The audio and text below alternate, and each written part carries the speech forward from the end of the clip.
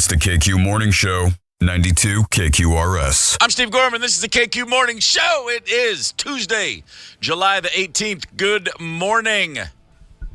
I hope you're having a good morning. I hope you had a great night last night. God forbid you went to a concert and had fun.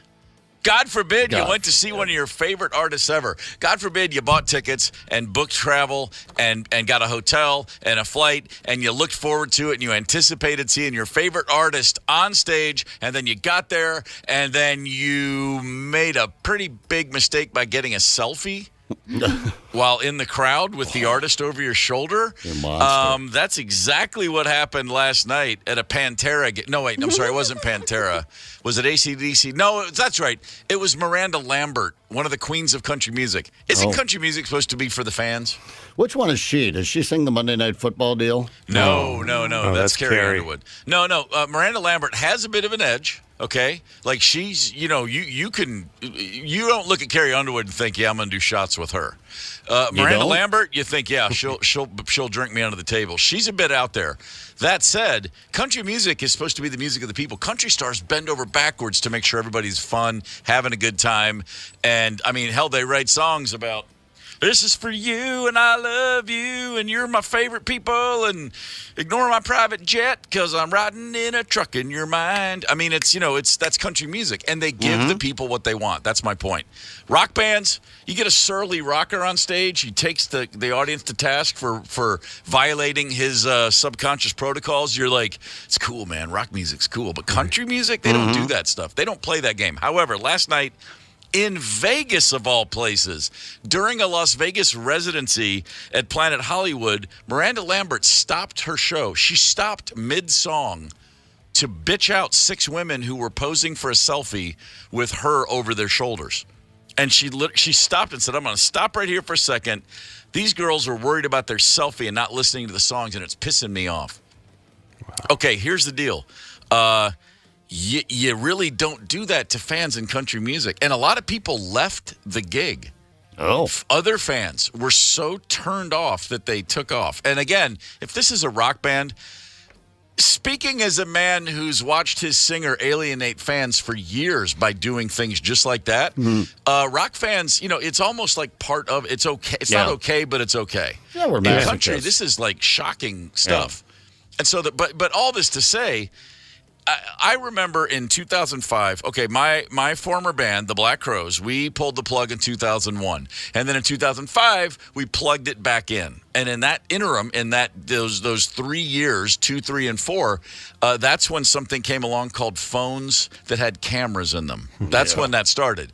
So from the end of 01, where we were, where you would bitch at fans for who knows what, by 2005, you were bitching at fans for taking pictures of you all damn day. I remember walking out on stage and looking out, and everyone's holding up a phone, like the whole crowd. And you're like, wait a minute, what just happened to the world? What is wrong with you guys? What are these lightsabers out in the audience? Yeah, what are you taking photos and video for? Why don't you just be here in the concert? That said, within a few weeks, you go, I guess that's just what it is. You can mention it a few times, and then you recognize, well, I mean, what are we going to ask people to go back to the typewriter? I mean, this is just how the world progresses. That's 2005. Right. This is 2023 in Las Vegas, and a country star is ripping fans for taking photos at a gig. It's just the strangest thing to me. I found this Melinda Lambert audio right here. Miranda. I'm going to stop right here for a sec, Danny. I'm sorry. These girls are worried about their selfie and not listening to the song. It's pissing me off a little bit. We're here to hear some country music tonight. I'm singing some country music. Shall we start again? All right, with the wooing. So this, what'd you say, Miranda Lambert? Miranda Lambert. Oh my God, you're just trying to piss me off now. I'm not. I just don't. Melinda Bobert, that's her name. Miranda Lambert. Miranda. But anyway, yeah. So that. So she did she have them kicked out? She did not have them removed. But that said, a lot of other people did leave. And then the women in the picture, some of them posted the selfie they took that got them in trouble. And it's just 6 gals looking back, getting a photo, and you see her in the background, and you've seen 1 billion pictures just like this. I just think the whole thing's really strange. And then again, concert protocol. We've been talking about what's been happening lately. How many artists have had things thrown at them? Pink had a woman's ashes and a wheel of cheese thrown at her feet. What's her name? BB Rexa. She got hit in the face and her eye was cut open. People get bombarded with paraphernalia thrown at them, and Miranda Lambert's freaking out over a selfie. It's just so bizarre. It's like she woke up from a 20-year coma and didn't know what to do about this. I would be very upset if I went to her concert and that she called me out. Right. I would probably get over it because I love her and I've loved her for a long time. Yeah, here's my thought, Candace, to your point. I get it. That would be it's very hard on those people. And I would tell you that those people probably shouldn't be doing that. But that said, you're on stage in front of 5,000 people. 4,994 of them are just doing what you want them, and 6 people aren't, and you're going to stop the show. And this was a point I used to make to a guy I used to be professionally involved with. Hey, dude, those 3 people sitting down, the other 3,700 people don't care about them. What are you doing? Why are you? And Miranda's got that thing that a lot of artists do. I'm not taking anything away from her artistic credibility. I'm simply saying you're driving down the Pacific Coast Highway and it's sunset and you're bitching about the potholes. Yeah. Get a little perspective here. You're playing a show, and don't tell me she's been famous a long time. Yeah, that's exactly right. You got to overlook that stuff. I mean, it's just and it's no big deal. It's one night, but it says so much about where she's coming from, and that's not a normal country place. And if you want to go alt country, if you want to go full Americana, if you want to go, Margot Price and start toking up big joints on stage, then Miranda, I'm all for it. But pick a lane, sister. Yeah, maybe it's just time for her to, switch formats. Maybe that's what I'm saying. Yeah, let's go punk. Go Willie. Go. Tell Nashville to take a flying leap and move to Texas and just get stoned all the time. Yeah, I mean, Marilyn Manson set his genitals down on some Asia security guy's head here in St. Paul. He was a freaking hero for it. So, and again, in certain realms, that makes perfect sense. Yeah. It's almost like I saw Marilyn Manson. I didn't see his nuts. That show sucked. Yeah, right. He didn't assault anyone on stage. So. I just think the whole thing's kind of funny. We're so far past the point of trying. I mean, the artists have embraced. I mean, how Springsteen poses for selfies on stage. Bruce Springsteen. He's 99 years old. Taylor Swift encourages people, take as many damn pictures as you can because you're going to share them, and that's just going to be more talk about me. Right. And now everyone's talking about Miranda Lambert, and everyone's going, what the hell's wrong with you, girl? Yeah. It's a country show. I'm sorry. And by the way, I will fly the flag proudly. It's modern country. I don't care. Those songs mean nothing to me. And the truth is, Miranda Lambert, I don't think they mean much to you. You've been flying private for 20 years. Get over yourself. Yeah, right. Dolly ever yell at anyone on stage? Yeah, and it's always hilarious. When Dolly Parton calls you out, she's it's funny. And I didn't think she had. I didn't. There's videos of people heckling Dolly, and they'll say something, and she'll say, "I thought I told you to wait in the trunk." It's like she'll just dress down dudes. Yeah. They say stuff, and oh my God, it's like But again, all this, I don't even know. Here's the best thing about this story. I don't care. Yeah. I don't really care. Because it sounds like you guys care a lot. I care about the fact that this story is. Hang on, Candace. Hang on. You seem a little upset. I love Miranda Lambert. You love like Miranda Lambert. Okay. She helped me get through a lot of stuff in high school. That's no great. doubt. Okay. That's great. Well, now those women she accosted, they're going to need someone else to help them get through this. Yeah. We'll get over it. So the circle remains. It didn't happen to me, so I don't care. It didn't happen to me. I don't care. Let's not forget that a concert ticket isn't $10 anymore either. You gotta skip your rent payment just to go to a show now. And something tells me those women aren't from Las Vegas. There were flights involved. There's hotels involved. That's all I'm saying. Yeah, chewed out. But then again, like I said, I these things, I'm a little touchy. I had to sit there and watch people just want to murder a guy in my band for years. We played a gig in Connecticut in 2001, and the crowd wasn't it wasn't as excited as my boy wanted them to be for some reason. There was 5,000 people who'd bought tickets and who were cheering. I don't know what else they were supposed to do. And at the end of the night, he said, "Rock and roll isn't dead. It was murdered, and the blood is on your hands." That's what he said. Oh, my God. That's what he said to an audience that had just sat through a 90-minute show cheering. Anybody clap after that quote? They threw T-shirts back on stage. Yes, they wonderful. returned merch. I was like, boy, we need a break. We need at least 3 years away from this. That's how you murder that. Yeah. This is the KQ Morning Show for Tuesday, July the 18th. Whoo, baby. A couple of big movies coming out this week. Who better to discuss all of the comings and goings of Hollywood? At least I think Hollywood is still there. I don't know. A lot of people on strike. Mike Evans, Hollywood Report. What's up, Mike? Good morning. Good morning. Yeah, we're going to get into Barbie and Oppenheimer tomorrow. Excellent. We got a lot of love nuggets today, Steve. Love nuggets. Lindsay Lohan had a baby boy on Monday named Luau. Lindsay is Jewish for protector. The baby daddy is Badr Shamus. He's a rich financier, and they live in Dubai. Lindsay Lohan. I like Lindsay Lohan. By the way, very talented, great actor. Absolutely. I mean, a bit of a mess. Then again, you see her parents interviewed, and you're like, okay, I get it. Yeah, I get it. Yeah, but it seems now she's matured. She's gotten older, has a baby, a family. She's in love. Good for her. She lives in Dubai. They live in Dubai. Wow.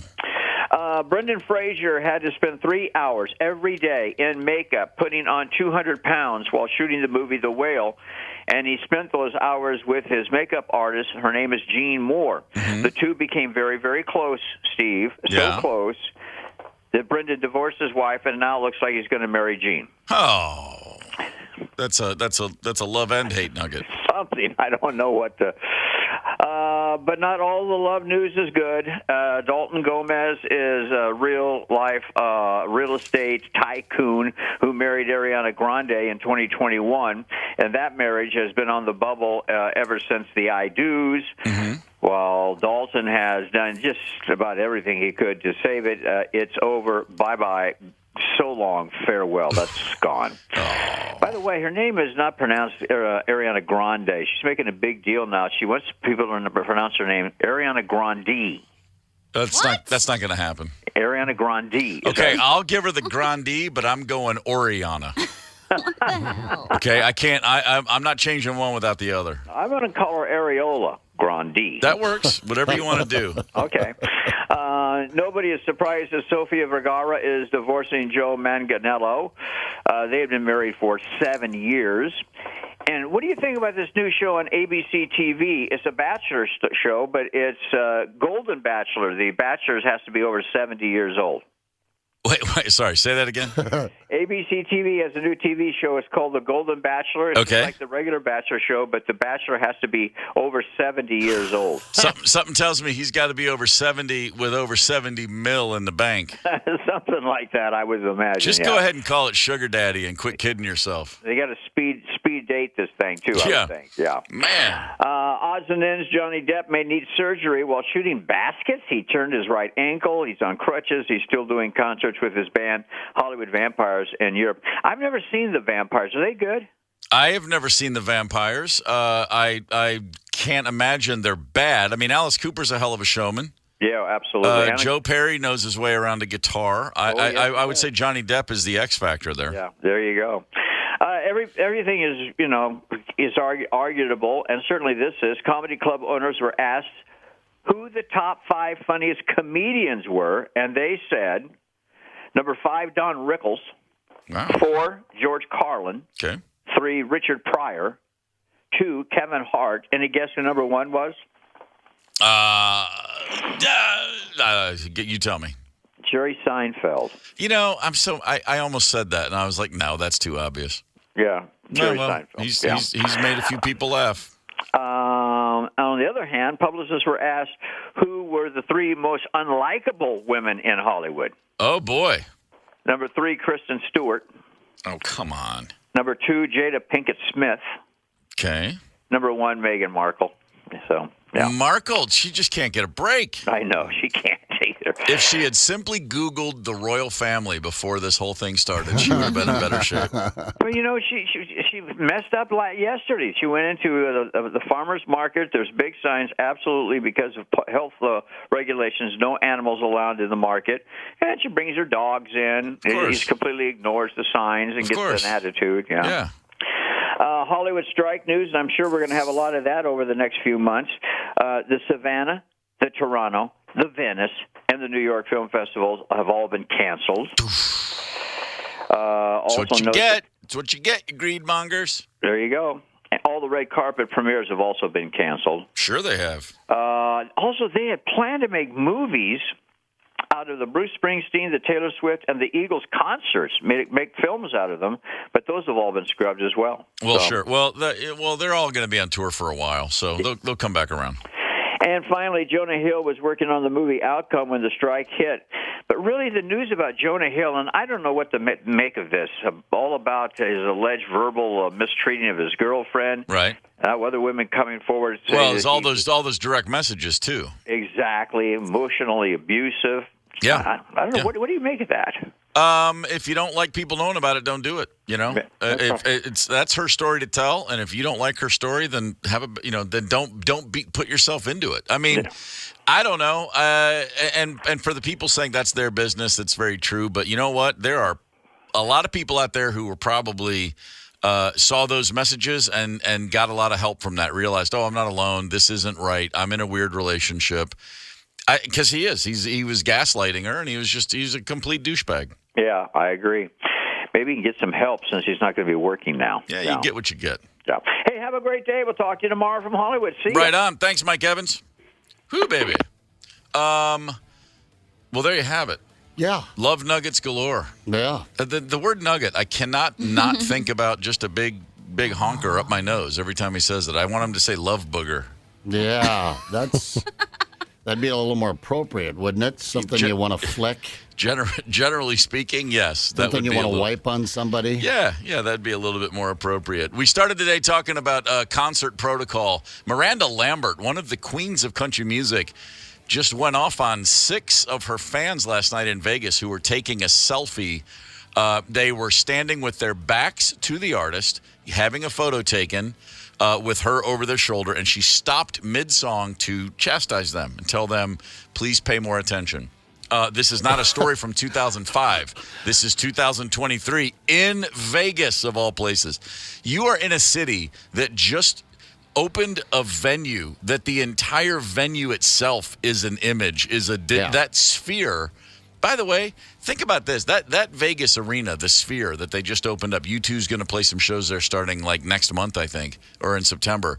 The entire exterior of the venue is a video screen, a high def. It's hundreds of thousands of little individual, grids or whatever you call them. It looks like they have a setting on there where it's just a giant eyeball. It's the size. It's like U.S. Bank Stadium if it was a giant high def eyeball.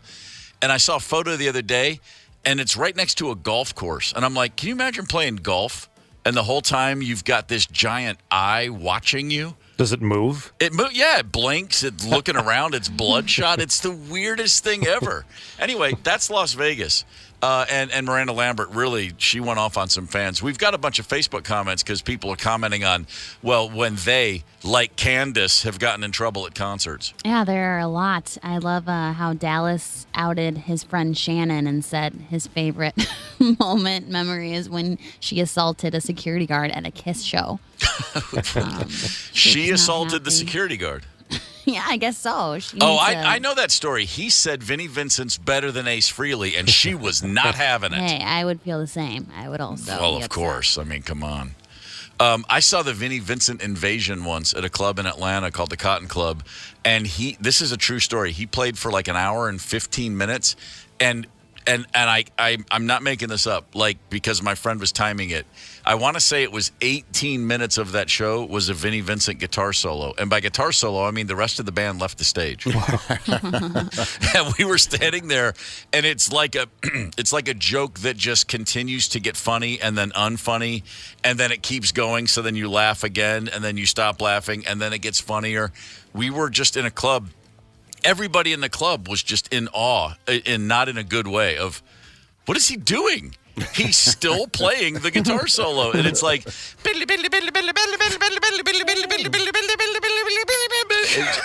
just went on and on, and it had like 9 different cycles of, you got to be kidding me, this is the funniest thing ever. And then eventually the rest of the band, the Vinnie Vincent Invasion, the rest of the band reinvaded the stage, and then they just played a song as if it had never happened. It was one of the strangest moments I've ever had. I haven't thought about it in years, so thanks to the woman who assaulted a KISS security guard for opening that portal in my brain. I saw Spinal Tap in concert years ago, and when Nigel breaks into this solo, the band all leaves the stage, but they had a pre-produced video. Shows them getting into a limo, going out to dinner, hanging out while he's still playing. That's awesome. Oh, that's great. All right, the KQ Facebook post is up. A lot of concert protocol stories we're looking for. It's the KQ Morning Show, 92 KQRS. Zep, Tony, Candace, and Steve Gorman are the KQ Morning Show, 92 KQRS. I'm Steve Gorman. This is the KQ Morning Show, Tuesday, July the 18th. Good morning. What do we got today? Concert protocol so far. There's a post up on the KQ Facebook page. If you want to go there and share a comment, the question is, have you ever gotten in trouble at a concert? Did you ever take a photo when you weren't supposed to, picked a fight, snuck onto the floor? A lot of comments. Of course, if you want to share a story, you're always welcome to call on the Maple Grove Lock and Safe Talk and Text line 651-989-7625. 651-989-ROCK. Call us or text us. Give us your story. God, David is just teasing the heck out of me. He commented, but he said, I don't even want to talk about it. What did you do? David is such a tease. You always say that too, Candace. You're like that, David. All show, no go. No, these are making me feel a lot better about myself. Kevin actually had a similar situation as I did at a Prince event. Okay. And I mean, no hate on Prince, but this is what happened. So, well, for Kevin. No hate on Prince. But Kevin snuck a camera into a Prince concert, was caught by a security guard, and they took all of his film because Prince is notoriously no photos, whatever. I also took a picture. I took a selfie inside Paisley Park, and I heard from his person that he was very upset about it. So that's my legacy. I upset Prince. You are alone. No one else ever upset Prince.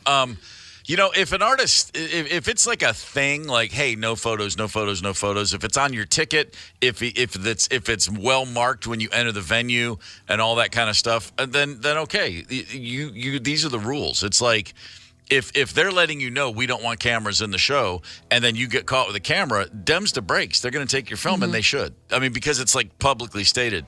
This thing last night, this whole conversation stemmed from Miranda Lambert, the country star, playing at her residency in Vegas. She stopped her show to bitch out some women who were trying to get a selfie during a slow song.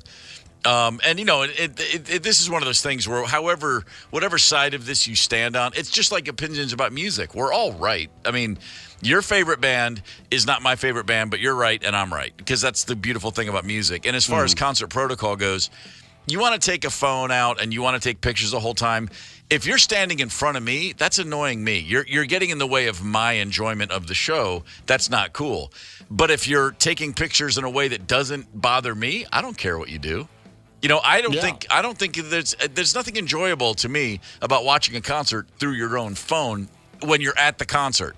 Yeah. But if that's what you get off on, man, go for it. Zepp, you said you watched, what was this? You said you saw someone videotaping not the gig they were at, but the Jumbotron of the gig they were at? Yeah, I was at a big stadium show recently, and so they have the Jumbotrons. In fact, there were 4 Jumbotrons. There were so many Jumbotrons. It was I don't even know if the band showed up. It was just on the Jumbo. I forgot to look at the stage. Yeah. But I was watching someone recording the entire thing, not 20 seconds of, there was the Flaming Lips came out and played Shashimi, which is Sydney's favorite tune. She's in Montana. I FaceTimed her for about, 20, 30 seconds. She could hear a little bit of that. Not getting anyone's face. But I watched someone recording several songs of the Jumbotron. They're looking at the screen on their phone, looking at a screen, recording a show, and just to their left is a stage where the artist is actually performing. So I thought that was odd. Like, what are you even doing here, man? This will be on YouTube tomorrow if you just want to watch it. Well, maybe they're the one that wants to put it on YouTube. Maybe they're like, here's the close-up view of this giant stage, like Taylor Swift. Taylor Swift looks like an ant, but because of the Jumbotron, you can see that she's actually a human being with knees. I don't know.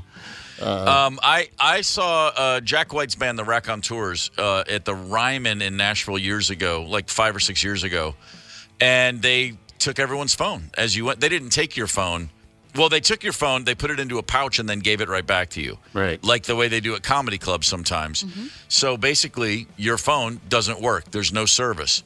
And people were complaining on the way in, but every single one of those people had a much better show. And you know what I noticed? It wasn't so much about once the band took the stage, but in between the opening act and the headliner, that 20 minutes of anticipation, watching the crew. Remember when you used to go to a concert and the opening band would leave and the house lights come up, and then you watch the crew get the stage ready? Yeah.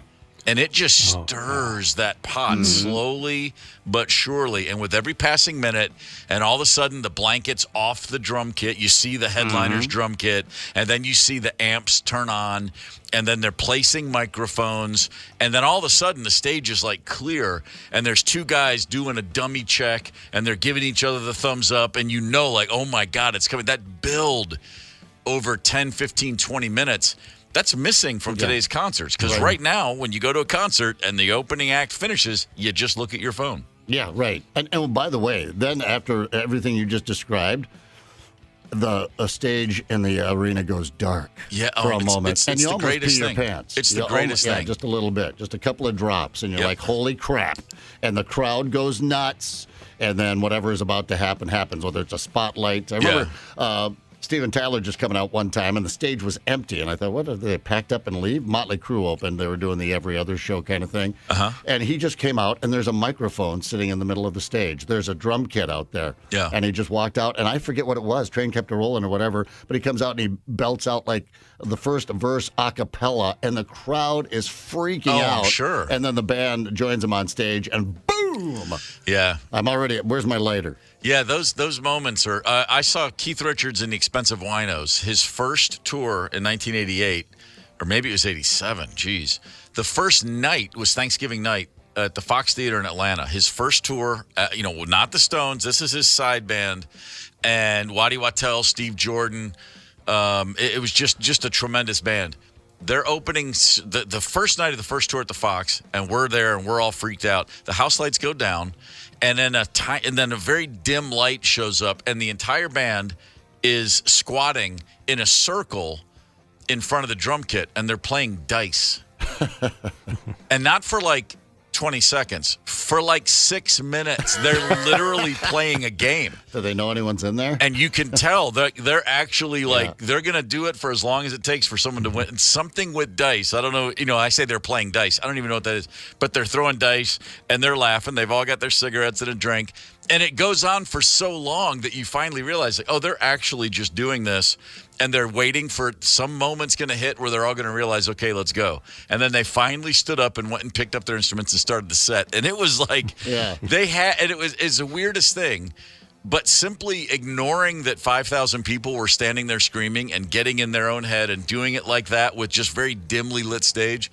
They had the crowd from that moment, the whole show. They had us like nobody could turn away. Yeah, it was so great. And right now, of course, everybody would be get a shot of them playing dice, instead of wondering what was going. I don't know. The phone thing, it's definitely taken us away from being in the moment in the way that rock concerts, as we were all coming of age, there was just nothing in the world like it. It just waters down the variety of life, doesn't it? Because you're right. You don't have that because your phone experience is always going to just be your phone experience. You may laugh when you look at something on there. You may cry when you look at something on your phone, but it's a digital experience. Yeah. And putting it away and just enjoying the analog world around you, what's left of it, is a unique experience. I don't take my phone to concerts.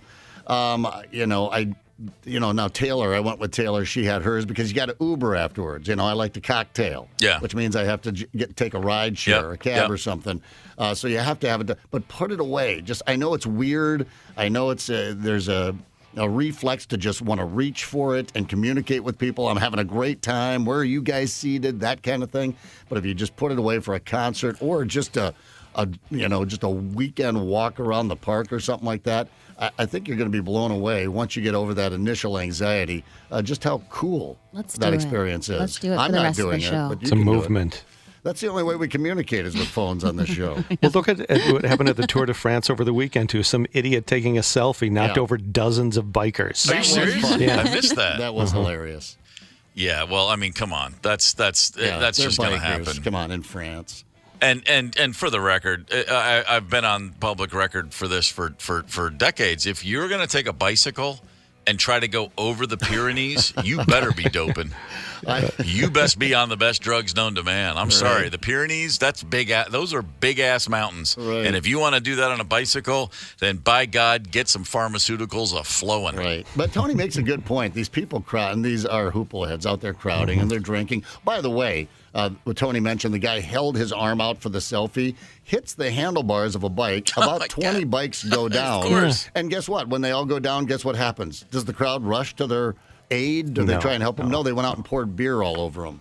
I'm like, wow, that's great. You're still European, you're American. Yeah. They poured beer all over them, and then the second circle of fans took photos of that happening with their phones. It was, yeah, you're right. It is bizarre how they do it over there in Europe. But I remember the off-road rallies. I watched a documentary recently about that, where people would crowd the roads as the race cars came spinning down, and then there was tragedy. Well, yeah, there was tragedy. There's a guy going 200 miles down a dirt road, miles an hour, and anyway, but, the whole concert thing, put the phone away. There's going to be a bit of anxiety, though. I felt it, too. Like, I want to reach for my... Don't do it. Don't do it. And then once you get past that, you're going to find out that there's something out there to enjoy. Don't take it on vacation with you. Here's my rule of thumb. I will have my phone out. If it's someone I really like, I will, the first song, maybe the second, take a quick photo, take a quick little video.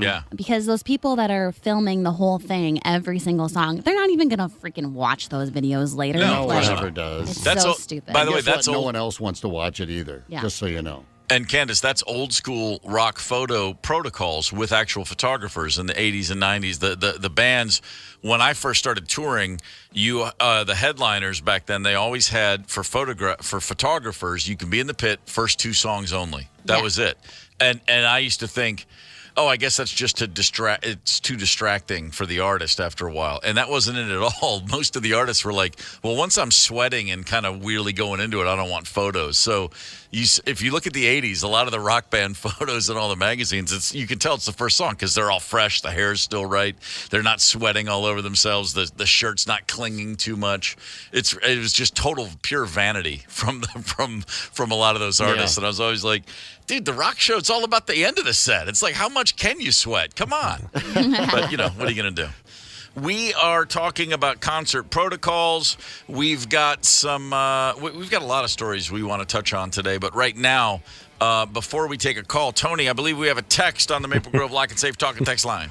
Yes, this is funny. Charlie from Maple Grove says, I got kicked out of a Bob Seger concert in 2006. I was hammered and took a nasty fall over the back of the seats in the upper level. Thank God some guys caught me, but I had a nice gash on my head. I was taken to the hospital and then to detox. Fun night. Well, kicked out so much as he got wheeled out, but yeah. You got to get your money's worth at a Seeger gig. You know what I mean? It's like... I saw Def Leppard in the late 80s in Atlanta at the Omni, was the arena downtown Atlanta back in the day. And I'll never forget the sight of a guy who had fallen face first and then recovered, still enjoying the show while bleeding from an open gash on his forehead. Yeah, he's a fighter. Just rocking out, holding the beer up, and just like, yeah, even more so. I love it. Yeah. And let's be honest. I mean, you've got to bring about $1,000 if you're going to get trashed at the concert. So it's really about pre-gaming too much. That's exactly what it is. You get together with your friends. Sure, I'll do a couple of shots. Maybe you skipped a lunch. You certainly probably skipped dinner. And too much pre-gaming can lead to. Oh my God! Yeah, too much passing. What out. a painful memory you just brought up for me personally. And this is way late adult Steve Gorman. Like 2011, Foo Fighters played in Memphis, like a 3-hour drive from Nashville. And a buddy of mine said, "You want to?" He's like, "Hey, the Foo Fighters in Memphis tonight. Let's go." And I was like, "Yeah, you know what? Why not? Let's go. Let's go over there and hang out." And so we go, and I know the guys in Foo Fighters, and I'd called and said, "Hey, give me 2." We pull in, and I, at that moment in time, was on a tremendous health kick. Alcohol free for a few months, and mostly food free. Looking back, I was just really I was in a really good groove, and I was eating very healthy and not drinking at all. And then, and I went to see the Foos, and I'm in the dressing room before the show, and of course it's like, "Oh, it's good to see you," and I'm like, "Well, I'll have a couple, whatever, big deal," and I have a couple beers, and then before the show, there's a couple of shots, and I don't do shots, but then I'm like, "Well, come on, I'm cutting loose. It's my cheat night." Right. And I do like a couple shots of bourbon, and then I have another beer, and then they're getting ready to go on stage, and then one more for the road. And I literally walk out to watch the show, and then I'm like, "Wait, I haven't had food since breakfast," and I'm like spinning, literally just drunk as a college freshman at a kegger, and I'm like. I drove over here to see my friend. This is what's happening? And it was just awful. Oh. I mean, it was the worst. And I'm like, I'm way too old for this. What the hell's wrong with me? I know it. And then and you get so amped up. Now imagine if you had spent, about $500-600 on tickets too. I see it happen. Yeah. It's happened to me before. The first time I saw ZZ Top, I did not see ZZ Top, and I really, really wanted to see ZZ Top. Apparently, I was in the arena at some point. And then at another point, I was laying down in the parking lot, and they were helping me to the car because we took a limo. It was such a big deal. We took a limo. Of course you did. It was in a different city that was only about 70 or 80 miles away. But, we get in the limo, and there's a big cooler full of Fosters. Remember the Fosters? The oil cans, Yeah, sure. once you open one, you got to finish it. I used to rock those. Oh, damn. Postscript to my Foo Fighters experience, left the show. You spend the gig getting sober. It's a bad look. And then we took off, and my buddy drove back to Nashville. I was like, "Hey, man, you got to drive. I'm just still not right." A couple months later, we're in Europe doing shows. The Crows are, and I walk into an elevator in London, and the Foos are in the same hotel. And Taylor comes down the elevator, and I go, "Hey, man." He goes, "Hey, man."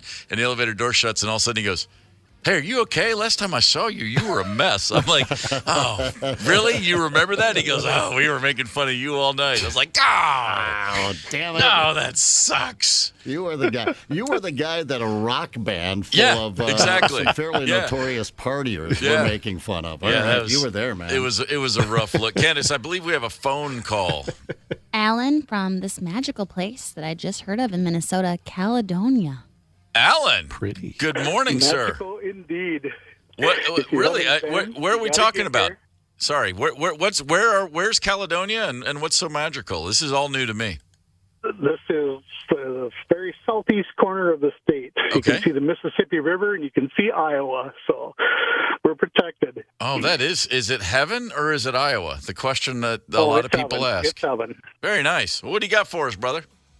So I went to see Five Finger Death Punch just on my own because that's how I like to go to shows, and I'm the same age as you guys. Yep.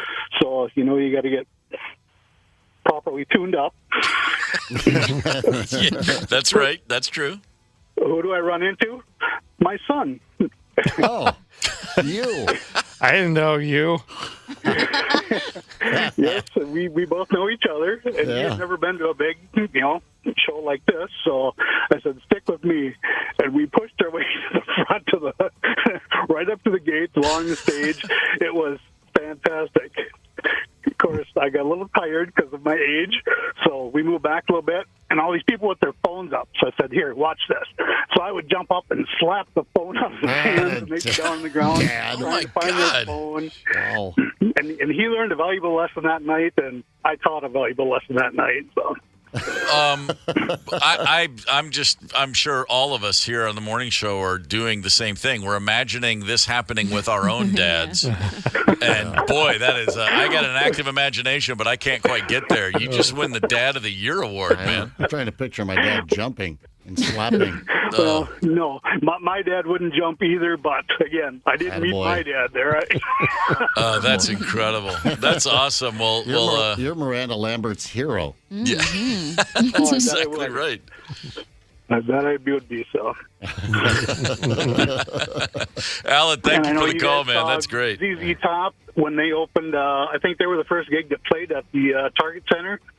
I was at that show, so that was a. Oh, really? Mm-hmm. Yep. Wow, kicking it off in style. And when Kid Rock was at the this lacrosse center, I was front row there too. That was a highlight of my concert going experience. So. Alan, what's the first rock concert you ever saw? The Marshall Tucker Band. Nice. There you go. Not bad coming back to town. Yeah. 70. No, that was 80.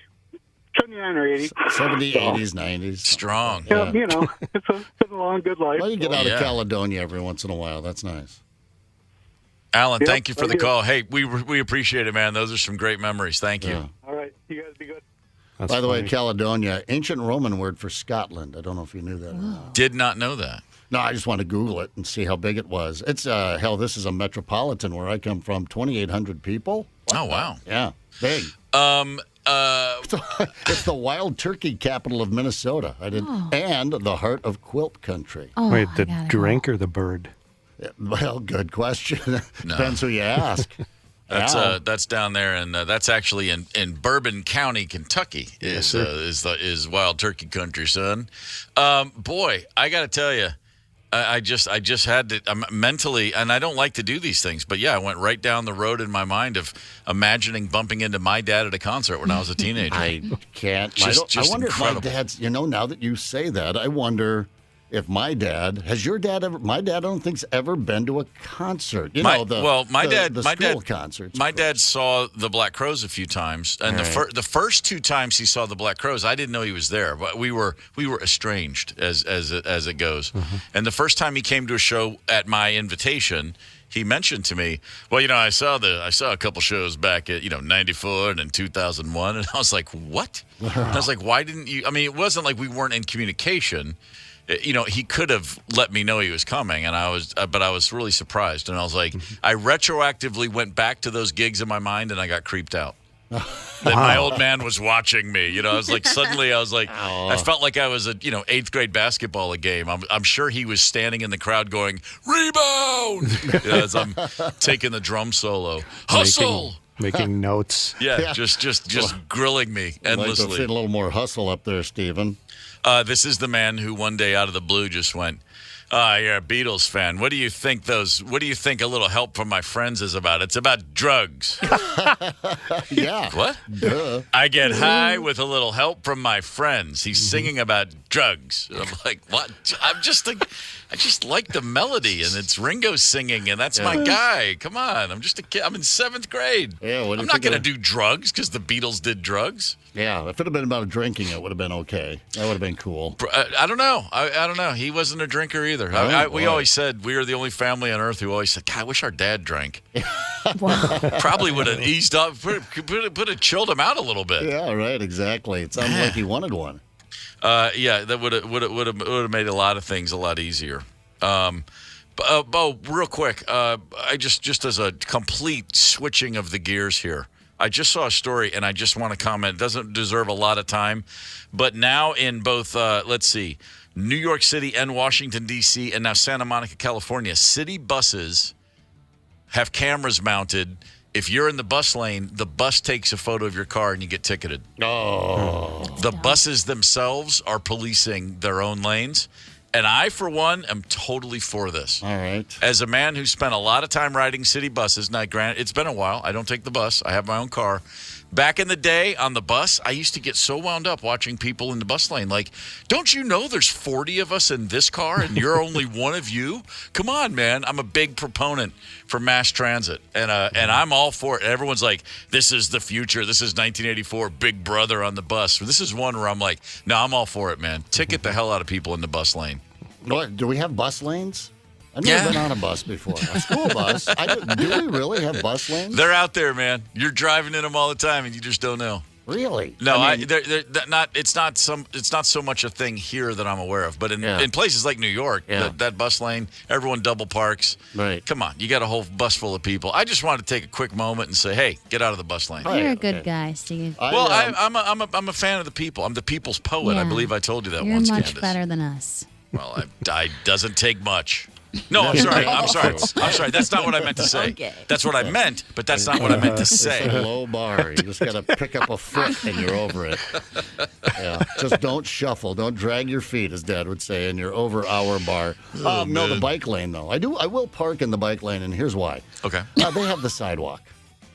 No, they don't. They're always on the damn sidewalk anyway. I'll just park in the bike. I do park in the bike lane. I yell at people when people bicycle on the sidewalk, and I say things like, "Oh, I'm sorry, I didn't realize this was a side ride," and then I scream at them as they drive by without care. No, it's right. It's a sidewalk. Get in the road, bud. That's right. I do like to park on the sidewalk too.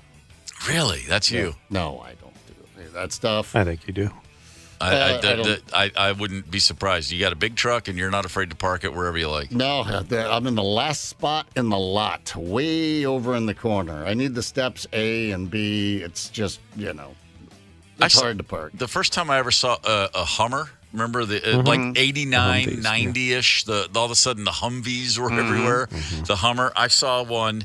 And I walked out of a record store, not the one I worked at, but a different one. I was checking out the Enemy. And I walked in the parking lot, and there was a giant, it's the first one I ever saw in person. I was like, oh, my God, there's one of those Hummers. And as I stepped up to it, it literally went, "You are too close to this vehicle. Step back." It had sensors that's hilarious. and a voice. And I looked at it, and I was like, what the? Yeah. It's like I'm living in RoboCop all of a sudden. It is a RoboCop. And he said, "You are." That thing repeated, and then it said, "In 10 seconds, I will trigger an alarm." And of course, I'm like, "Well, let's hear what that sounds like." And I just stood there. Yeah. And the alarm went crazy, and a guy came running out, and he goes, "What are you doing?" I said, "I'm standing in a parking lot, and we're yelling at each other over the sound of this thing going, woo, woo, woo, woo."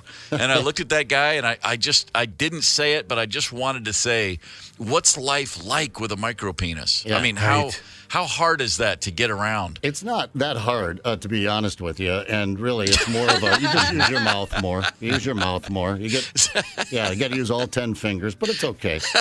It's really not that bad. But I will say this about the least practical vehicle on the road. You were talking last week about some vehicle you got in it and you went, oh, I think it was the Prius. You went through a Prius phase, and you went, the sight lines and the vision. Incredible. Anyone that's ever spent time in the military in a Humvee will tell you what they're selling those, and people are paying a lot of money for them recreationally. You can't see a damn thing. There's a reason there's skinny little windows. It's so bullets and shrapnel don't come. We want to get as much armor on these damn things as possible. I thought, I know they look cool when Arnold Schwarzenegger drove one in a movie, but for crying out loud, it's just a bad vehicle to be. You can't see a damn thing. Don't they get like 2 miles per gallon, too? Well, I don't care about that. Yeah. Burn up the gas. The faster we burn up the gas, the faster... Can we get to the bottom of the oil reserve one of these days? Right, that's what I'm trying to do. It's the KQ Morning Show, 92 KQRS. Zep, Tony, Candace, and Steve Gorman are the KQ Morning Show. 92 KQRS. I'm Steve Gorman. This is the KQ Morning Show. It is Tuesday, July 18th. We have been talking about concert protocols throughout the morning. Miranda Lambert, the country star, just dished out some corn last night in Las Vegas. 6 women up front getting selfies. It wasn't selfies, it's groupies. There's 6 of them. Not a groupie, that's not the right word. It's a collective selfie. They were posing for a photo up front. And Miranda Lambert stopped the song to tell them how displeased she was that they weren't paying attention. Boy, that's a real pay attention to me moment. Like, how dare you have your own free will at a concert? I'm all for people not getting in the way of the show necessarily, but calling someone out, stopping a song, it's a bit of a step. It's a bit of a, it's an overreach. A lot of people seem to think. In fact, other fans left the show. They were so turned off by Miranda going full on, how dare you take a picture of yourself when I'm trying to sing to you. That said, a lot of great comments on the KQRS Facebook page about concert protocol miscues, if you will. this isn't so much concert protocol, but Haley posted on the page, sent my mom and my boyfriend at the time to the bar after the concert. This is after seeing Bob Seger at Lambeau Field. I proceeded to walk around the building and climb through a knee-high snowbank and bushes, spilled out in the back parking lot, brushed myself off, and made a beeline for the back door. Got a picture of what I think was Seeger's bus before security escorted me out. Hey, you got a picture of the bus. Yeah. I mean, it was a noble effort. The best part of that post to me is that she writes 2017 question mark. Like, it's 27. It's not 1970. Was it 73 or 74? It's 2017, or it's like 5 minutes ago. Come on. Yeah. That's funny. These comments are making me feel a lot better about myself. That's what we're here for, Candace. Chris was at 7th Street Entry, and she went to stage dive. Her foot caught a power cord and killed the sound and the lights instantly. No way. So embarrassing. To top it off, awesome. she accidentally headbutted a girl in the nose on her way as she flew through the air, and she was escorted out by staff. I have also Oh my God. hurt myself at Alice in Chains trying to crowd surf. Not cool. Never again. I'm sorry, but that's the greatest thing I've ever heard. Yeah, Not that's only awesome. your stage, no, not yours. Yours is good. I know, not But mine. you said Chris stage diving and pulling the Yes. power plug on the way. That's Awesome. incredible. And bloodying somebody on the way down. So there's actually a few seconds of stunned silence while someone goes, ow, as you smash into their face. Yeah, that's phenomenal. That's my Tremendous. favorite right there. Man, I've seen some bizarre stage diving things, enough to know this. Never assume if you stage dive that people are going to try to catch you. Right. More often than They not, won't. they shirk their responsibilities and turn their back. So you're Yep. gonna hit that floor 9 times out of 10. Tony, we have a text you wanted to share? Yeah, this says Frank Zappa, Mets center, late 70s, welcoming a new dude into our friend group. Pre-game Woodlake Nature Center drinking champagne. What? Partway through the Zappa set, new friend pukes. God, I hate that word. All over my back from the seat behind me. Last we see him, he's crawling up the stairs after the show. We check all the bathrooms and discover we lost our friend. Had to drive to his parents' house and tell him we lost Chris. Turns out he was sleeping in the bushes in front of the car and we didn't see him. Oh, thank goodness there were bushes there and you didn't peel out that way. I gotta What the say- hell is champagne? Champagne. Props to you for looking for someone who had already vomited on you. Yeah. That the search ends right. The hunt for Red October ends the minute Red October pukes on my back. I can tell you that. But remind me, what was champagne? Well, it was like fake champagne. Wasn't like a Yeah. upper level beer, I had to- bad wine. Yeah, what does it say? I had to Google it. First produced in 1939, champagne is sparkling malt liquor. Yeah. Brewed with yeast, more commonly used in wine fermentation, producing a refreshing beer with a sparkling kick. Oh my God! Oh god, It sounds like a disaster waiting to happen. it's fancy. Well, there are people right now. There's a boardroom of people throwing around ideas for an alcoholic concoction that's just beyond our grossest nightmare. Someone's always trying to figure out, how do we take simple alcohol and make it even grosser for the next generation? Hey, you know how they will bring people in wheelchairs up to the side of the stage? Of course, Steve, you know this. We all know this, right? Yeah. They'll bring them up, and they get that little place of honor up there, and they get to sit up there in the wheelchair. Derek at a Parentera show, running so hard from security, I broke my leg on some guy's wheelchair. Deserved it. Oh, jeez. Hey, who put that wheelchair there? Yeah. You can find yourself. A lot of the comments are about being thrown out. You know, I was escorted out. Yeah. There's nothing worse, I would imagine, than you're literally being thrown out of the building and the door shuts behind you, and you can still hear the. And you're on the out. You were just there, and now you're outside of there, and there's no way to get back in. That's got to be brutal. There's probably not a lonelier feeling on earth, unless, of course, you go missing on a sailboat for months at a time. Did you hear about this guy from Australia? God. A 51-year-old guy from Sydney, Australia. His name is Tim Shattuck. He took off on a sailboat from Mexico, the west coast of Mexico, with his dog, Bella. they're going to take a sailing expedition over to French Polynesia, which I don't know off the top of my head exactly where that is, but it's far away. A few weeks into their journey, they hit a big storm. All of his communication is severed. He's adrift. He doesn't have power. He doesn't have communication.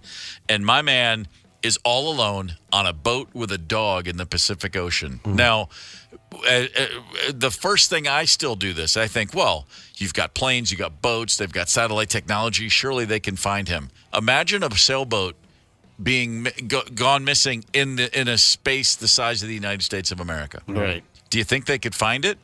Okay, the continental U.S. is 3 million square miles. The Pacific is 68 million square miles. Yeah. So it's 20-something times as big as the U.S. One boat. And they found that sucker. Eventually. Several months in, he was able to fish, he was able to catch fish, and he was able to get fresh water. And therefore, he somehow managed to make it over 2 months with a dog, drinking rainwater and eating raw fish for several months. Attaboy, because you have to feed the dog too, or did Bella make it? Bella made it. All right, good. Bella made it. He fed the dog. Good. He made it. When he was brought in and when he was rescued, brought to a hospital, the doctor said on first look his vitals were actually pretty strong. Like he had done remarkably well, and thankfully there was a lot of rainwater which he was able to capture, so he was not dehydrated.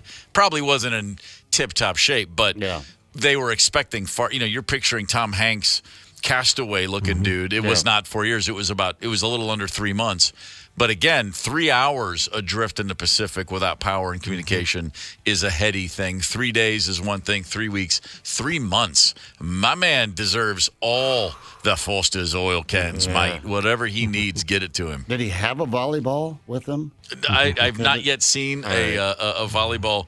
But he did say that he did maintain a very positive mental attitude. He figured, if I let this get to me, if I freak out on any level, if I have any panic, that's gonna be the end of me. So he just refused to even consider anything other than he would survive, that the dog would survive, and that they would be found. I suppose anyone setting out on the ocean on a sailboat by yourself, essentially, you've got Bella with you, right, has some fortitude, Just has a little more, moxie perhaps than the rest of us, because I would. One would hope. Yeah. Ike. Yeah, that's a tough one. Yeah. So that's a level of loneliness I certainly hope none of us ever has to experience. Candace, do we have a caller? Sorry. Dana from Prior Lake. Dana, good morning. Good morning. What do you got for us, brother? Well, years ago I was at a concert in Perm, Minnesota at a rodeo arena. Okay. And Tommy Two-Tone was playing there. And my buddies from high school were bartending the tent deal or whatever. Yep. So I was drinking for free. And at one point I decided to jump up on the stage, and the stage crew threw me into the crowd. And I'm like, wow, all right. That happened. I managed to make my way home to my little one-bedroom cabin at my parents' place, and I was wearing cowboy boots, which I never wear, but I'm going to wear cowboy boots to a rodeo place, right? Yeah. So I wake up in the morning and my boots are in my pants. How does that happen? What? I couldn't do that sober. Took everything off at once? You just leapt out of it all. Apparently. Wow. I don't know. You're still thinking about that all these years later, aren't you? It bugs you a little bit. You guys brought the topic up, and it popped back in my head. Well, add that to the list. We've all got a list of things we can't do sober, yet somehow pull off when we're hammered. So, that's a good one. Thanks for reminding me. Hey, sure. Thanks for sharing that story with us. See ya. Right. Have a great day, guys. Right on. Gal. Bye. things that you can do drunk that you can't do sober. Just physical feats, right? Somewhere in the world right now, Tommy Two-Tone's having a cup of coffee going, hey, wait, someone's talking about us. Right? Yeah. Someone's telling a story about a Tommy Two-Tone concert. You get a royalty check for that. Was it the phone number song? Was that Tommy Two-Tone? 867-5309? Yeah, right. I was just going to ask you to name a second tune, but if you struggled with that one. No, it wasn't Tommy Two-Tune. It was Tommy Two-Tone. That's right. I love that. I had a friend saw him some years ago and said he played it 3 times during the show. I'm like, well, yeah, of course. Yeah, you got to open with it and then work it in the middle, maybe a little reprise, and then wrap it up with a big come on back for the 675. The first U.S. tour that the band U2 ever toured, they played I Will Follow first and last. Okay. They opened and closed with their single. All right. They were serving notice, we want to be huge. Yeah.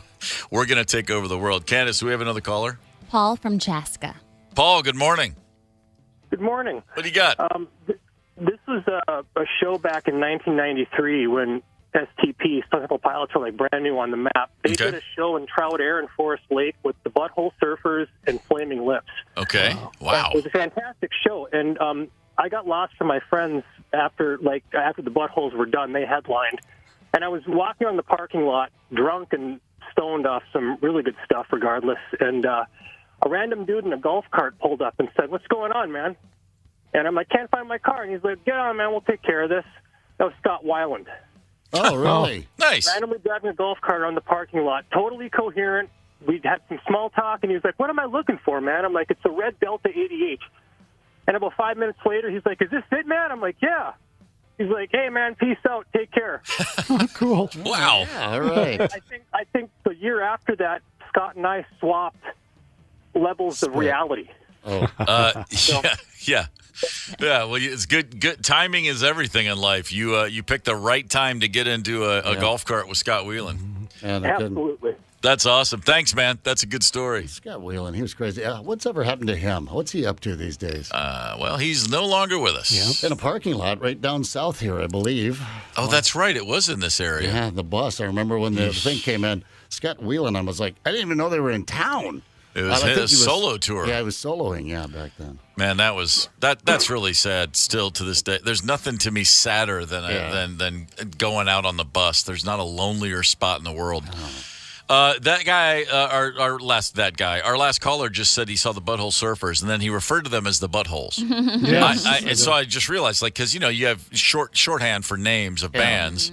I would have thought you would have said the Surfers myself.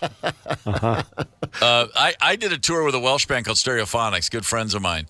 And when we had known them, and in my world, we always said the Stereos. Oh, what are the Stereos up to? And in England, everyone calls them the Phonics. Yeah. Oh, all right. But we just called them Stereos for some reason. And I heard they heard me say that. They're like, "Stereos? What's the matter with you?" And I was like, "What?" And they were like, "Well, do people call your old band the Blacks?" I was like, no, it's the Crows. I'm like, oh, yeah, I guess that makes sense. And Phonics makes more. You just never know. You got to give these bands nicknames. Hey, the KQ Morning Show is hitting the road, by the way, for a long weekend. KQ Up North with BigDeck.com, October 5th through the 8th. We'll be up at Cregan's Resort on Gull Lake, just outside of Brainerd. Join us for a broadcast of this very show, the KQ Morning Show.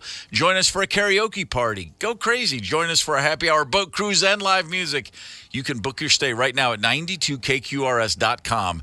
This trip sponsored by BigDeck.com and Cregan's Resort on Gull Lake. We are going to have a blast. I would suggest you join us. I'm stoked. We've been talking about invasive species, the pythons in Florida overrunning things. Oh, I thought you meant fans at concerts. Fans at concert, invasive species, the jumping carp. They're always screwing things up now. Invasive species terrorizing a Florida suburb. We'll tell you all about that here at 9 o'clock. Hang tight. It's the KQ Morning Show, 92 KQRS. Zep, Tony, Candace, and Steve Gorman are the KQ Morning Show. 92 KQRS. I'm Steve Gorman. This is the KQ Morning Show. It is Tuesday, July the 18th.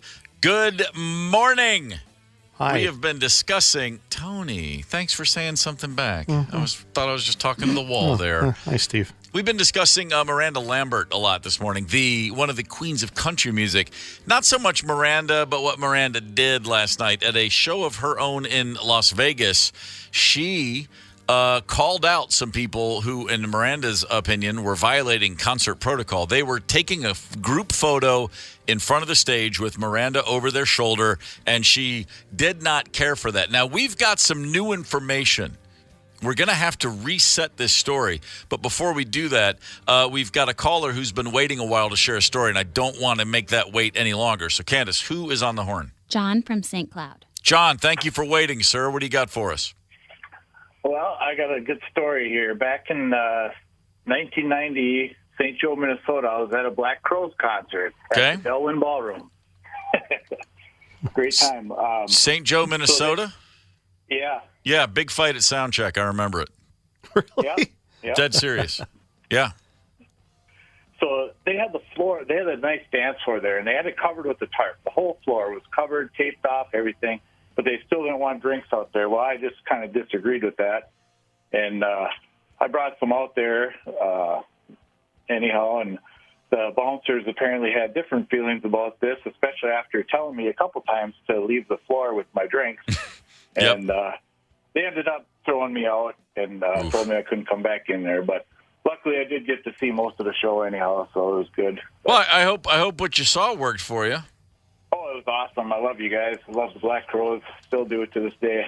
Well, we were running hot that day. Like I said, big blow up at Soundcheck. That was, if memory serves, we were in the middle of opening for the band Heart at that time, or maybe. No, you know what? It was Robert Plant. We had a day off on the Robert Plant tour, and we headlined this club, and just one thing led to another. What I remember about that is specifically standing up from the drum kit and saying something to the effect of, "Well, if anybody thinks they can kick my ass, let's go," because that's how together I was. It just was building up, and somebody was, "Are you guys not taking it seriously?" I'm like, "It's Soundcheck. It's a club. What am I supposed to do? Am I auditioning?" It's one of those. Yeah, one thing led to another. Anyway, hey, man, glad you enjoyed it, and sorry about that dance floor being covered up with the tarp or whatever it was.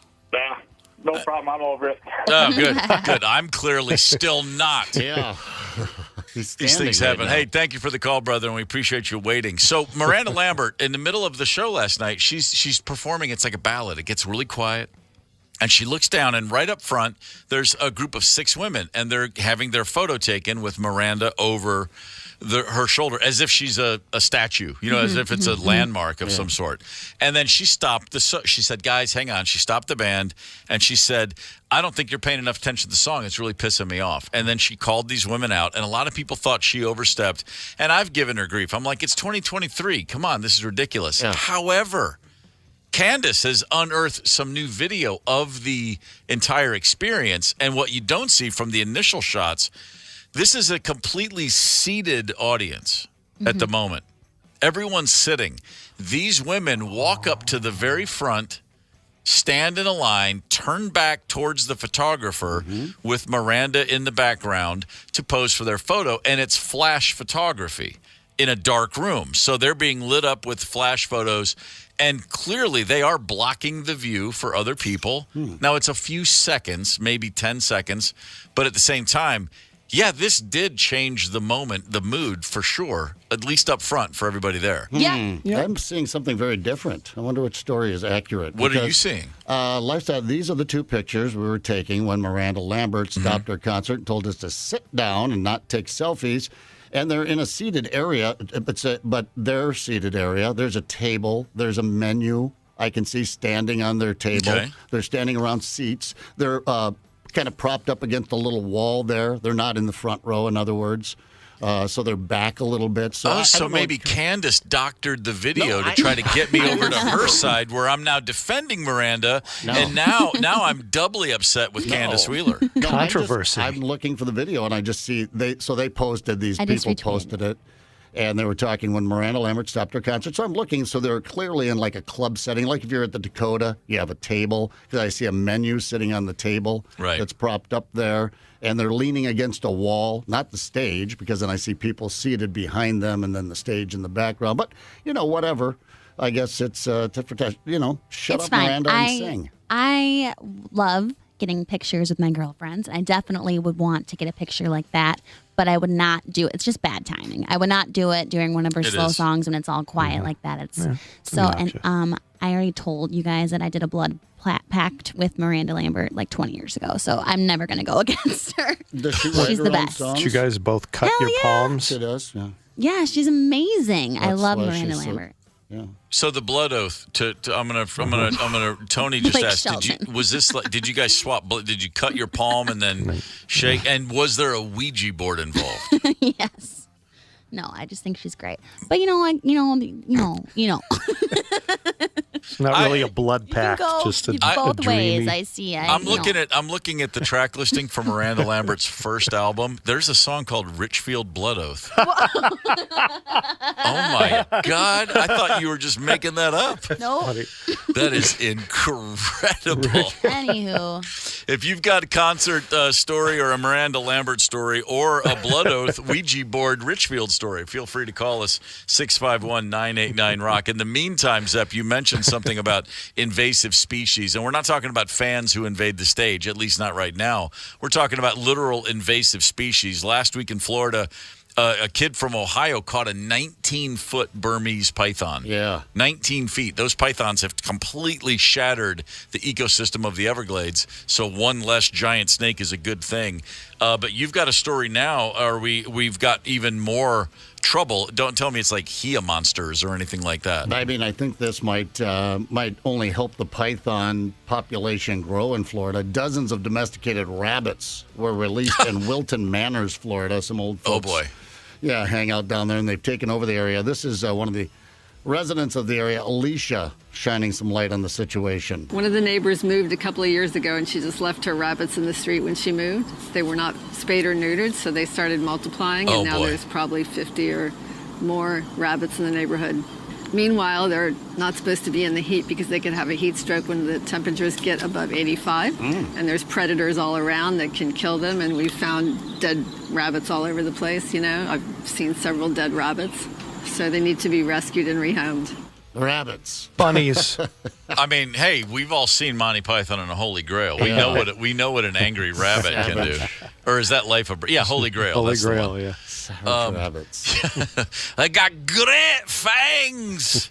But she said, I got to think that she's not good with numbers. She said there's like 50 of them. There's 50 rabbits in my neighborhood right now. Sure. All over the place. She probably means there's 50 in her yard. Yeah. But yeah, I would think that's just got all of the apex natural predators in the neighborhood. That includes dachshunds and Shih Tzus. I'm sure they're all just losing their mind looking out the window and seeing multiple rabbits all of a sudden.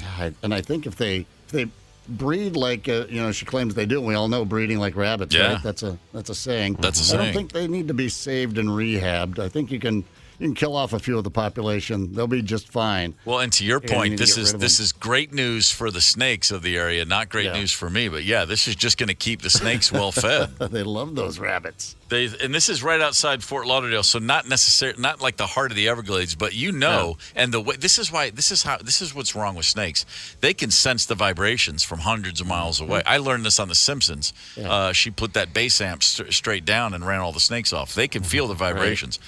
There are snakes right now in the Everglades who are looking at each other going like, do you feel all those rabbits, man? There's a bunch of rabbits. Where are they? And they're like, they're using their little forked tongues to get a vibe out. It's like the way you lick your finger and stick it up in the wind. They got their tongues out and they're all looking east and going, Lauderdale. Yeah, they're just going to get they're going to get in those sewers and they'll be there in no time. I'm looking at a picture of someone's yard. 1, 2, 3, 4, 5, 6, 7, 8, 9 rabbits in their yard.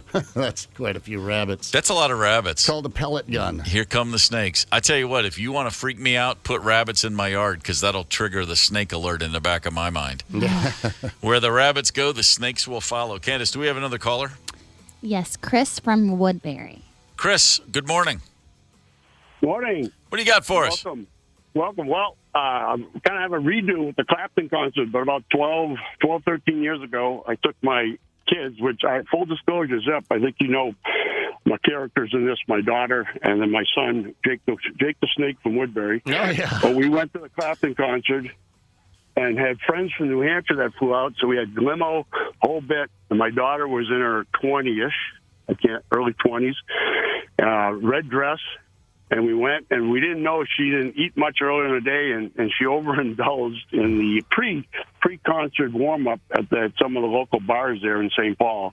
Well, we get in, Steve Winwood's playing the warm-up band, and then all of a sudden our daughter says, I got to go to the restroom, and she's not coming back, and Clapton's starting to come on, and so my wife goes and looks for her, can't find her. Next thing you know, she had gotten sick. And the security people got called in, EMS got called in. I go look for her. I'm all upset. I can't find my daughter. Well, we ended up missing Clapton because we were looking for her. We found her and got her home safely, but we missed Clapton. Oh. And so now with Clapton coming back, I got tickets for the whole fam.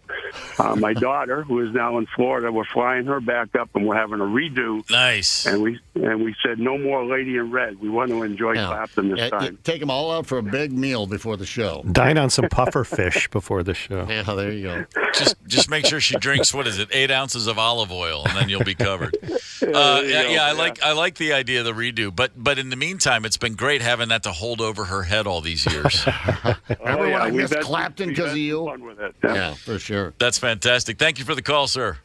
Hey, you bet. Thank you. That reminds me, I played when I was in college. I was in a band. We played 3 shows. 3 consecutive New Year's Eves, so we were not very busy. And when I say we were in a band, it was just me and my brother and some friends. None of us knew how to play, but that didn't matter. We played the same New Year's Eve party for 3 consecutive years. Great band name, Alfred and the Stately Wayne Manners. Oh, nice. I mean, it doesn't get much better. There's just covers. It was just ridiculous. We really didn't know what we were doing. But one year there was a girl at one of the parties. Her name was Robbie, and she was wearing this beautiful white dress, and she was drinking like it was New Year's Eve. Because it was.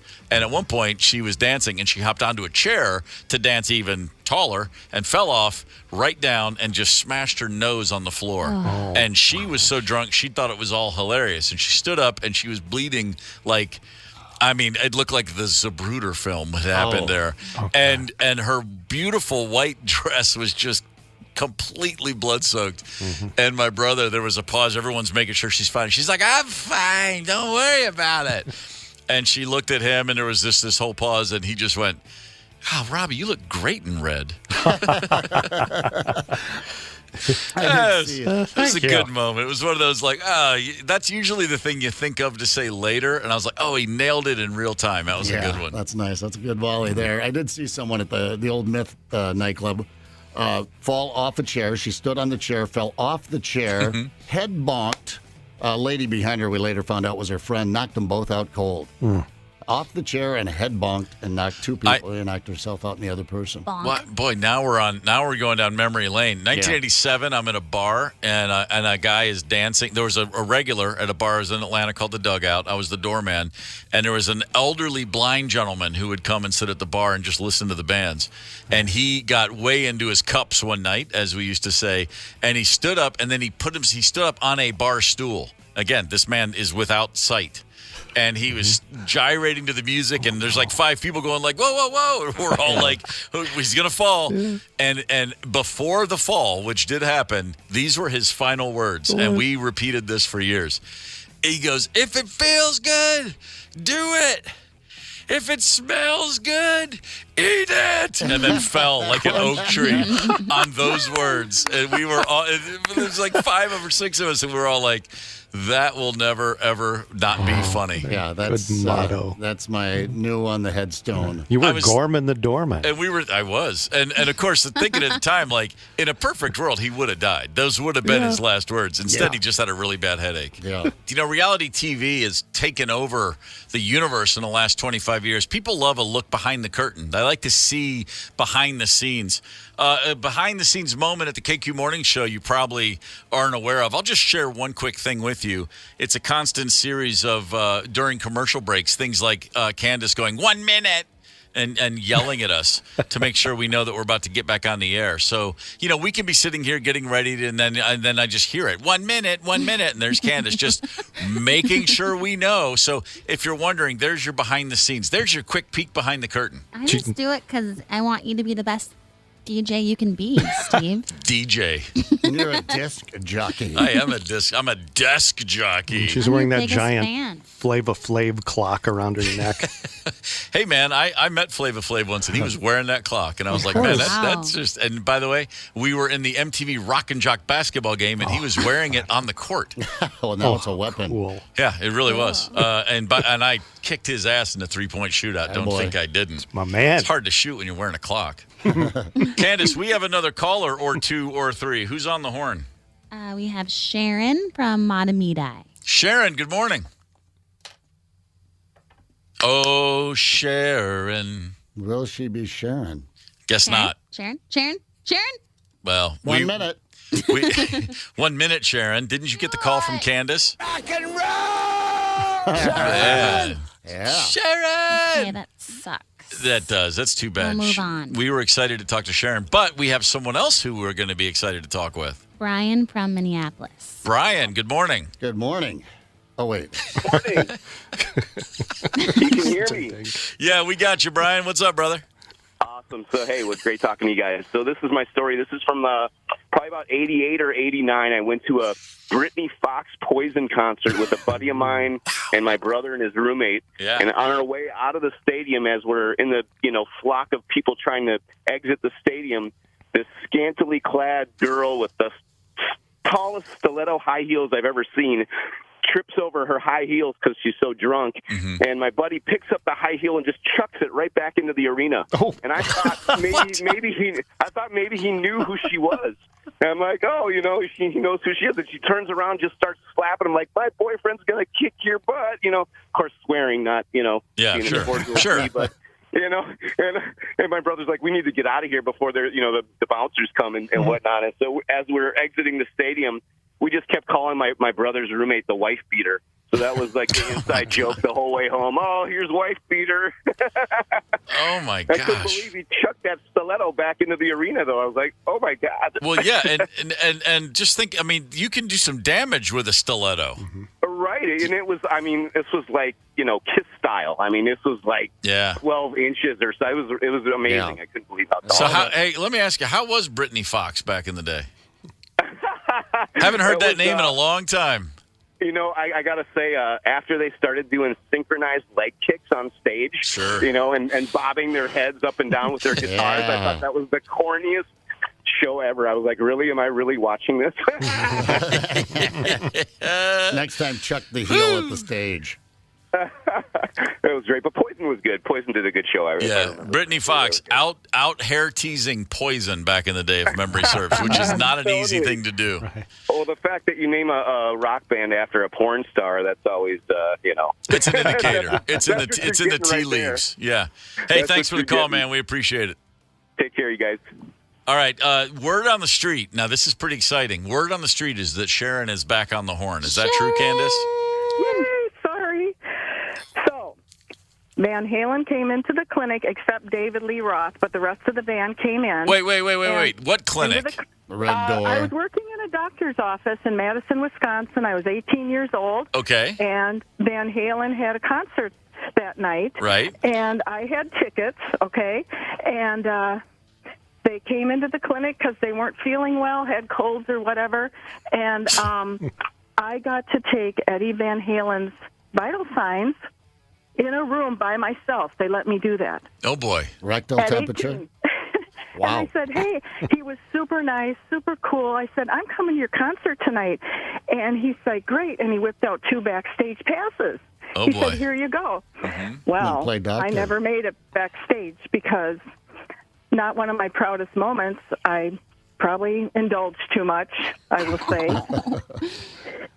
So that's my story. Oh man, no! Listen. I'm gonna. What year was this? 1980. Okay, trust me when I say it's a good thing you didn't get backstage. Yeah. Oh yeah, why is that? They were not necessarily the most respectful of their female party guests, as the line goes. Okay. Yeah, so right. It's good that you were able to spend some time with Eddie during the day. It's good that you were able to get those vitals, and then you probably still had a good time until you had a bad time. And I think it's better safe than sorry. Good. That makes me feel a lot better. Yeah, seriously. Just let go all that what would have happened. It's probably best that you don't know. And I'm not judging the members of Van Halen. It was the order of the day, but it's good that you avoided it. So thank you for calling back, Sharon. That's a good one. Well said. Thank you. Have a good one. You got it. So she took his vitals. Did she say rectal thermometer, or did I just think that? That's what I was imagining. I thought I heard her say that. No, that's not true. She did not say that. Sorry, Sharon. I didn't mean to say that you did say that. The stories from Van Halen back in the day are legendary. They put it this way: when a man goes to a doctor's office and he has backstage passes on his person that afternoon, that's not normal. Yeah. That's a guy who's on the constant. They're just constantly looking for ladies to. Hey, I'll be at the Onormo Dome later tonight. That's a weird thing, but that's how they rolled. Might have just gone looking for nurses. We don't even know that they were sick. That's exactly right. The Black Crowes manager Pete Angelus was part of the Van Halen world from before they had a record deal all the way through 1984. And I'm not going to quote him too deeply here, but I do remember one time very specifically saying, someone said, "What was Van Halen like?" And he said, "Michael Anthony is a wonderful guy, a gentleman, and just a heart of gold." And he was in a band with 3 cavemen. Yes, well. I was like, wow, that says it all. Right. There was the MTV's Lost Weekend with Van Halen, where back in the 1980s, about 84, you could win. What was it, a week? Yeah, a weekend with Van Halen. And just what they showed, they didn't show everything. Yep.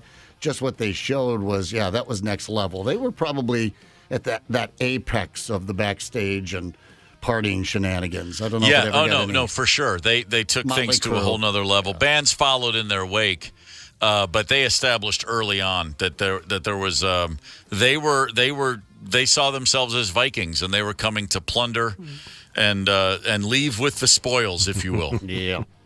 No shortage of. In fact, they had penicillin trucks following the tour. Oh, you're kidding. Sammy Hagar. Now we're talking about the next generation of Van Halen. Sammy Hagar comes along. He talked about when he was with Van Halen, he kept a tent under the stage full of women. While Eddie was doing a solo, he'd duck under the stage for a little fun in the tent. Yeah, he had to keep them that close. He couldn't wait till after, just before the show and after the show. No, what about during the show? What about during these solos? Yeah, no. Sounds kind of fun. I mean, I'm sure the girls had fun too. Yeah, well, you're right. It's preposterous and of us to think that they probably didn't, that they were somehow victims, right? Right. No, I'm not suggesting they were victims. I'm just saying, there's worse things than getting too drunk to end up backstage at a Van Halen show. That's all. Herpes. That's all I'm trying to say. Hey, but you know what? As long as we're looking back, let's really look back. How about a history lesson? Let me tell you what happened today. Explain it all to me now. Nice to see you today, Steve. This day in 1996, Steve Gorman, for the first time in his life, officially was an old man screaming, "Get off my lawn." And the reason for that was the Lakers signed Shaquille O'Neal to his first deal. Shaquille O'Neal from the Orlando Magic went to at that time, still beloved Los Angeles Lakers. And when he was signed and sealed and delivered, he had a press conference. And at that press conference, a journalist said, "Shaq, Lakers have always had great centers from Wilt Chamberlain, Jabbar, and then, of course, the whole Magic Showtime era. It's a team that goes for championships. Are you hungry for championships?" And Shaquille O'Neal said, "I just want to be young, have fun, and drink Pepsi." Oh, God. And I literally said, "That's it. I'm out. Screw you. The Lakers have signed he is representative of all that is wrong with the future because he was a Pepsi endorser, and that's what he responded to." I wanted to hear him say, "I'm going to live every day of my life obsessed with bringing this proud franchise another ring," and he didn't say it. And I then said, "I'm no longer a Lakers fan." So when they were winning with Shaq and Kobe, I was not on board. And I look back now and go, yeah, I probably could have just stayed a Lakers fan. I've been one my whole life. But anyway, that's just how little of a life I had that I allowed that. I look back now and just go, man, I really didn't have a lot of problems in life if that's what got me upset. The KQ Morning Show, 92 KQRS.